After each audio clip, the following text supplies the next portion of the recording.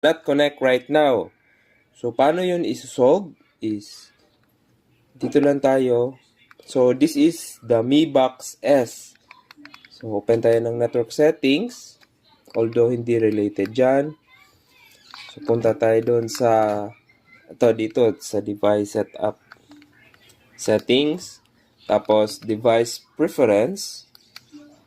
Then, date and time. Ito kasi minsan, yan, hindi nasiset. So, turn it off. So, iset lang natin yung time, set date, October 10, 2023. Minsan kasi nare-reset yan into a 2007. Set natin yung proper time. So, it's 6:30, then plus 8. So, make sure na off na yan. So, try natin ulit.